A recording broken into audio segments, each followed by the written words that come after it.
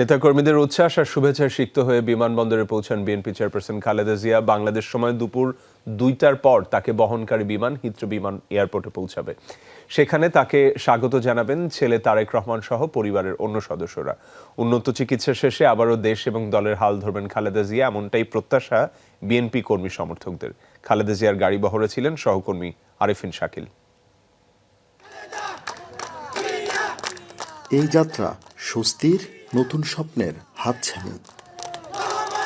রাত 8:15টায় BNP chairperson বাসা থেকে বের হওয়ার পরপরই উচ্ছ্বাস আর আনন্দে মেতে ওঠেন দুপুর থেকে অপেক্ষামান নেতাকর্মীরা। ভাড়া বাসা ফিরোজা থেকে গুলশান 2 হয়ে বনানী, সব নির্দেশনা উপেক্ষা করে মূল সড়কে নেমে আসেন বিএনপির হাজারো নেতাকর্মী আর জনতা। উষ্ণ ভালোবাসায় সিক্ত করেন 3বারের সাবেক প্রধানমন্ত্রীকে। হাত নেড়ে ভালোবাসার জবাব দেন খালেদা জিয়া। এখানে অনেক আবেগ এবং অনেক কিছু নিয়ে আজকে আসছি, একটিবার ম্যাডামকে দেখব। আমরা দেশবাসীর কাছে দোয়া চাই এবং দেশনেত্রী বেগম খালেদা জিয়া ইতিমধ্যেই দেশবাসীর কাছে দোয়া চেয়েছেন, তিনি চিকিৎসা শেষে বাংলাদেশের মাটিতে যেন ফিরে আসেন। বেদনা যেমন এবং খুশিরও আমাদের দেশনেত্রী বেগম খালেদা জিয়া বাইরে যাচ্ছেন। আসলে এই আবেগের কথা আসলে বলে ভাষা প্রকাশ করা যাবে না। শত শত মোটরসাইকেল আর পুলিশি নিরাপত্তায় গাড়িবহর ছুটে চলে এয়ারপোর্টের দিকে। তখনও একটু কমেনি মানুষের আবেগ আর অনুভূতি। প্রিয় নেত্রী সুস্থ হয়ে দেশে ফিরবেন, নেতৃত্ব দিবেন দল, দেশ আর দশের, এমন প্রত্যাশা সবার কণ্ঠে। জনগণের গণতান্ত্রিক অধিকার এবং জনগণের ভোটাধিকার এবং জনগণের অধিকার আদায়ের জন্য তিনি সবসময় জনগণের পাশে থাকবেন। উনি সুচিকিৎসা করে আবার এদেশের বাংলাদেশের মানুষের মাঝে উনি ফিরে আসবেন, দেশকে নেতৃত্ব দিবেন, জাতিকে ঐক্যবদ্ধ করে সামনের দিকে এগিয়ে নিয়ে যাবেন ইনশাল্লাহ।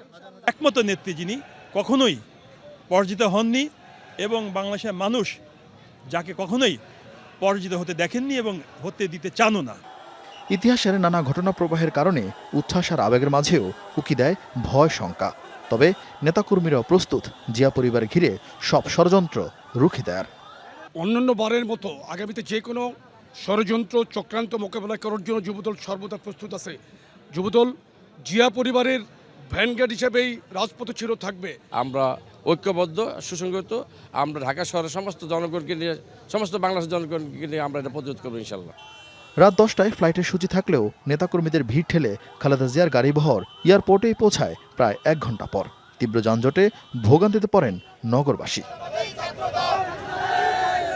এমন স্বস্তিকর দিনের জন্য বিএনপি নেতাকর্মীদের অপেক্ষা করতে হয়েছে প্রায় 4.5 বছর। কত আবেদন, নিবেদন, কর্মসূচি, অনুরোধের পরও অসুস্থ খালেদা জিয়াকে বিদেশে নেয়ার অনুমতি দেয়নি তৎকালীন শেখ হাসিনা সরকার।